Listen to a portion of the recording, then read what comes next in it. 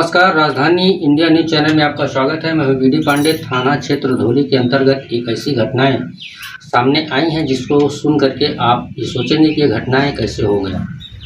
उस महिला के घर पे मैं खड़ा हूं कि जो महिला अपनी आप बीती घटनाओं को लेकर के थाने पे गई और थाने पे अपनी शिकायत को महोदय के द्वारा जो है लिख करके दिया जाता है और फिर इस पीड़ित महिला को चौकी पे भेज दिया जाता है, चौकी बिशुनपुरवा, जहां पे इस महिला का आरोप है कि चौकी प्रभारी के द्वारा मेरे साथ हुई घटनाओं को लिख करके देने के बावजूद भी मेरे तहरीर को बदल करके और मनमानी ढंग से विपक्षी से मिल करके और मेरे तहरीर को बदल करके और मेरे साथ अन्याय किया जा रहा है।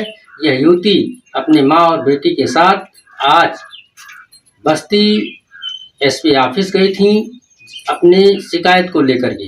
आइए मैं जानता हूँ पूरा मामला क्या है। ये रुधौली थाना क्षेत्र का मामला है। अगर इस मामले ऐसे ही छुटपुट मामलों पे पुलिस ध्यान दे तो बड़ी घटनाएं नहीं घटेंगी। अभी जल्द में आपने देखा है कलकत्ता में एक ट्रेनी के साथ इस तरह का हादसा हुआ। ऐसे ही छोटी छोटी घटनाओं पे अगर पुलिस ध्यान नहीं देगी तो आने वाले समय में यही सी घटनाएं बड़ा रूप ले लेती हैं और उसके बाद लोगों को तरह तरह से परेशानियों का सामना करना पड़ रहा है। आइए देखते हैं इसी तरह। सुबह 112 आई रात में, फिर उन्होंने बोला था कि दोनों पक्ष थाने पर आएंगे, तो विपक्षी पक्ष हमारी महेंद्र के घर वाले, महेंद्र नहीं गया।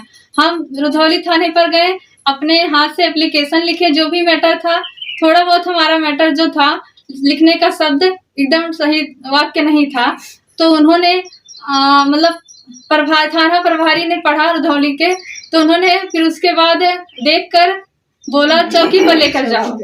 तो चौकी पर जब हम आए तो उन्होंने मैटर लिखवाया और फिर एकदम उसको बदल ही दिया। सर क्या बदला उसमें? क्या लिखा था? क्या बदला? वो छेड़खानी का मामला था। मेरी माँ के साथ छेड़खानी करने की उसने कोशिश की थी और उसको मारपीट में बदल दिया गया। मुझसे ही एप्लीकेशन लिखवा रहे थे सही सही। फिर मैंने बोला सर इसमें छेड़खानी तो कहीं भी नहीं आ रहा है, तो उन्होंने कहा कि तुम समझ नहीं रही हो, कितना पढ़ी हो, ये सब वही होगा, छेड़खानी वाला ही जाएगा। तो छेड़खानी की तहरीर को किसने चेंज करवाया था? सर चौकी के, बिशुनपुरवा चौकी के प्रभारी और एक और पुलिस थे, उन्होंने ही लिखवाया था। हम कह रहे थे बार बार कि इसमें सर छेड़खानी कहीं भी नहीं आ रहा है। कह रहे नहीं तुम्हें समझ में नहीं आ रहा है, सब वही। और उनके जो महेंद्र के घर वाले हैं, उस घर का एक लड़का गांव में चिल्लाते हुए कह रहा था, जब हम लोग शाम को दौड़ धूप के थाने से घर आए तो वो कह रहा था लड़का कि हम तो 40,000 रुपया देकर पूरा केस दबा दिए, कुछ नहीं हमारा होगा। फिलहाल अब आप क्या चाहती हैं? सर हम चाहते हैं कि महेंद्र चौधरी को जो भी मेरी माँ के साथ किया उसे उसकी सजा मिलनी चाहिए। माँ बहन की बेटी के साथ घटना, क्योंकि इसको सजा मिलेगी कि तो सभी लोग जो दुष्कर्म करने वाले हैं उनको सीख मिलेगी कि किसी के साथ, किसी माँ बहन के साथ ऐसा ना करें।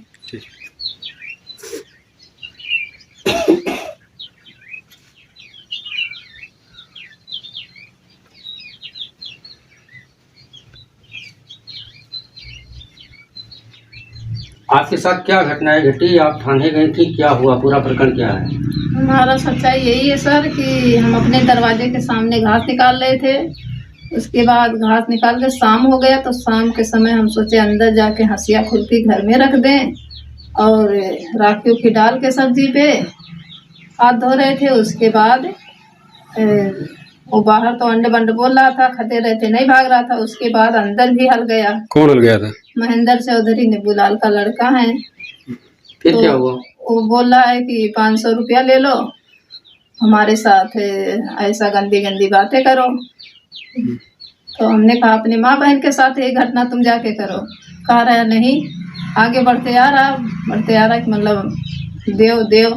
हम कह रहे नहीं भाग के जाओ, नहीं भाग के जाओ, नहीं जा रहा था। तो हमने 4-5 पाइप मारा उसको, तो मारा तो सोलाने लगा। उसके बाद हमने अपना पीछा छुड़ा के बाहर निकली, हल्ला दंगा करके। बाहर से लोग देख रहे थे, देखे भी उसको बाहर निकलते हुए। फिर क्या हुआ? तो घर पे गई, हम गालियाँ देते मतलब। तो मेरी लड़की खाना बना रही थी, तो पूछी क्या हुआ, तो हमने बताया कि महेंद्र हमारे साथ ऐसा छेड़खानी करने की कोशिश की। आप इनकी लड़की हैं? जी सर। क्या है पूरी घटना की सच्चाई बताया? सर ये हम इतना जानते हैं कि ये गाली देते हुए घर पे आई। मैं खाना उस समय बना रही थी, शाम का टाइम था। तो ये गाली देते हुए जैसे पहुंची तैसे जो महेंद्र हैं उनके घर वाले पूरा डंडा लेकर हमारे घर के तरफ गाली देते हुए आने लगे। तो मैं तुरंत ही पीछे का दरवाजा बंद कर दी।